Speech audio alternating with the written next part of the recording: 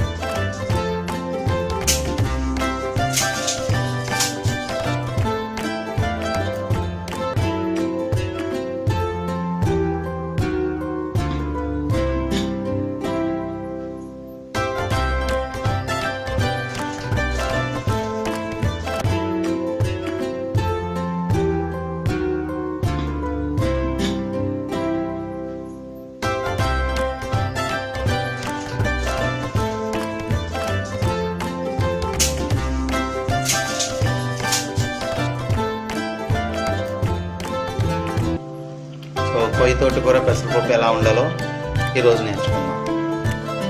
కొయ్య తోటకూర ఇలా చిన్న చిన్న పీసెస్ కింద కట్ చేసుకుందాం. అలాగే ముందుగా ఒక బాణీ తీసుకుని ఇందులో ఆయిల్ యాడ్ చేసుకోండి. సో ఇప్పుడు వెల్లుల్లిపాయలు యాడ్ చేసుకుంటున్నాం.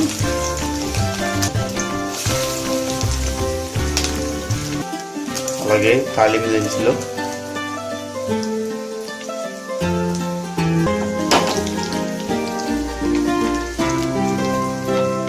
సో ఇప్పుడు పచ్చిమిరపకాయలు,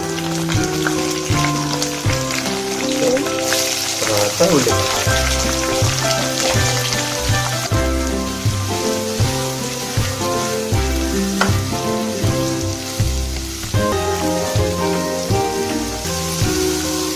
ఇప్పుడు కొంచెం ఉప్పు యాడ్ చేసుకున్నాం. అలాగే పసుపు,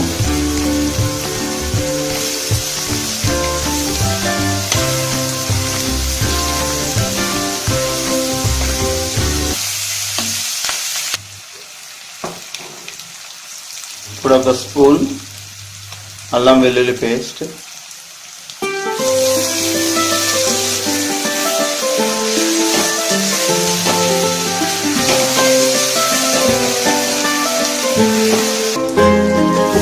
సో పెసరపప్పు యాడ్ చేసుకుంటాం.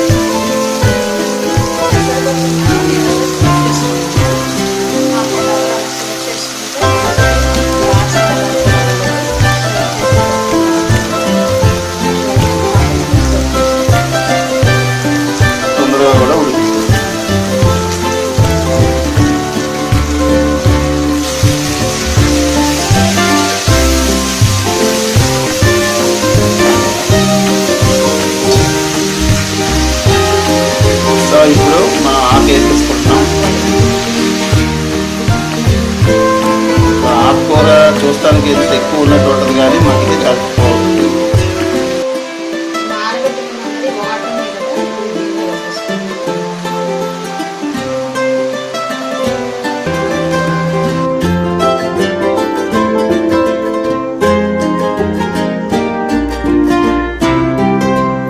కదా ఒక 10 నిమిషాలు ఉడికించిన తర్వాత మళ్ళీ చెక్ చేద్దాం.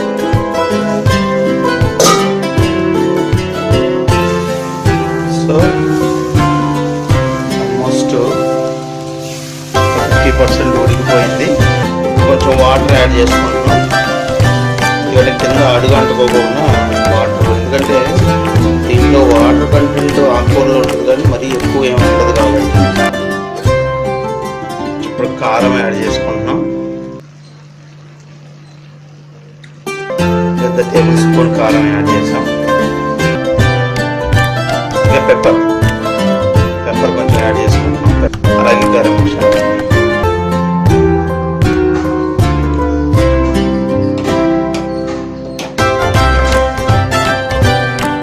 సో కొయ్య తోటకూర రెడీ అయిపోయింది. సో మంచి పెసరపప్పు. సో మీరు కూడా మీ ఇంట్లో ట్రై చేయండి, మీ అనుభవాలను కామెంట్ ద్వారా తెలియజేయండి. అలాగే మీ బంధువులకు స్నేహితులకు కూడా తప్పకుండా మా వీడియోని షేర్ చేయండి. మా ఛానల్కి సబ్స్క్రైబ్ అవ్వటం మాత్రం మర్చిపోవద్దు. Thanks for watching this video. Bye.